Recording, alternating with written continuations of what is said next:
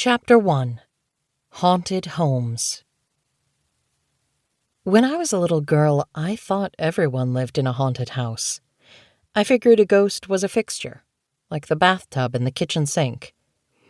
That's probably a common assumption for any kid growing up in such a place. Des Moines, Washington, a little city on the water about 10 miles south of Seattle, was settled in the late 1800s. My great-grandfather, the Reverend William John Rule, founded a Methodist church there at the turn of the century, and that's where my grandfather, John, and my father, Bill, grew up. When I was 5 years old, my family bought my father's childhood home from his parents. It was a little white house with red shutters that sat on a grassy hill and overlooked the ever-changing waters of Puget Sound. It had begun as beach shack, and over the years an assortment of odd-shaped rooms were added to it. As a boy, my father had dug out the basement as a bomb shelter. His stern and often cruel father had put him to work at age 8, shoveling out the dirt below the house. He worked every day, and by the time he was 11, little Billy Rule had dug out 1,000-square-foot area.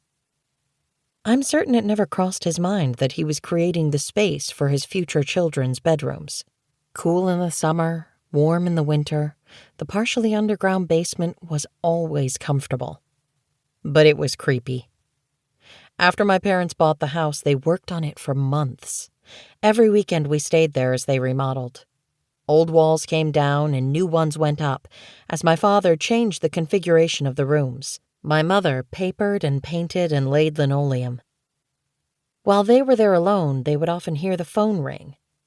It rang and rang and rang and rang, but there was no phone.